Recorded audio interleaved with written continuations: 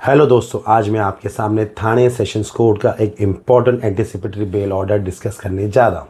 Applicant in this case is a law student and his mother who herself is a lawyer.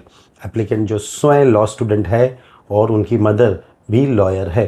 Prosecution का आरोप है कि एक society के विवाद के दौरान एप्लीकेंट नंबर 1 जो लॉ स्टूडेंट है अपने छाती के हैंडल से प्रहार किया यानी असॉल्ट किया, जिससे कंप्लेनेंट और एक पुलिसकर्मी घायल हो गए।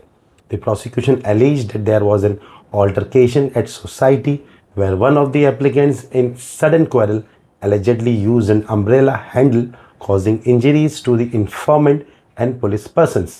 अदालत ने दोनों पक्षों की दलीलों पर विचार किया। ये माना गया कि पूरा इंसिडेंट सीसीटीवी में कैद है। हालांकि सीसीटीवी में आवाज़ नहीं आ रही है। ये भी कंसिडर किया गया कि कंप्लेनेंट जो स्वयं पुलिसकर्मी है गलत दिशा से रॉन्ग वे से सोसाइटी में एंटर कर रहे थे, जिससे स्वाभाविक रूप से विवाद हुआ, which naturally provoked a reaction from pedestrians यानी एप्लीकेंट।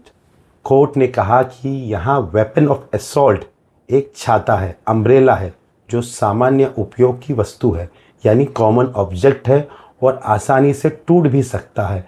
इसे घातक हथियार नहीं माना जा सकता।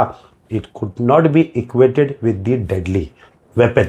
सबसे इम्पोर्टेंट बात यह है कि शिकायतकर्ता और उसके साथी की रिपोर्ट तुरंत दर्ज कर ली गई, जबकि लॉ स्टूडेंट और उनकी मदर की रिपोर्ट कई दिनों तक दर्ज नहीं की गई।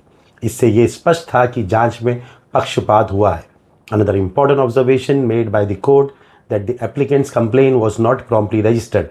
The complaint of the police personnel was immediately taken on record. This reflected a bias in the investigation. Sessions Court के ऑर्डर के बाद कंप्लेन दर्ज की गई, वो भी एनसी कंप्लेन पुलिस पर्सन्स के अगेंस्ट में, और इंसिडेंट के 14 दिनों के बाद।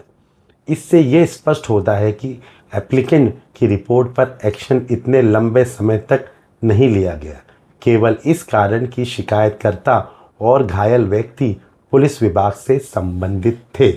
एप्लीकेंट्स परमानेंट रेसिडेंट है, उनका पता निश्चित है और उनकी उपस्थिति जांच के लिए आसानी से मिल सकती है। इसलिए अदालत ने माना कि हिरासत की आवश्यकता नहीं है। Considering that the applicants are from the legal profession, their addresses are known and their presence can be secured for investigation.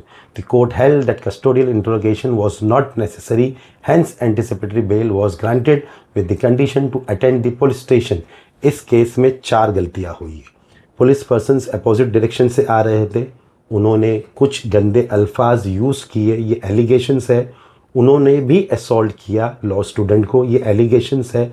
और इसके अलावा जो लॉ स्टूडेंट और उनकी मदर है, उनकी कंप्लेंट तुरंत नहीं ली गई।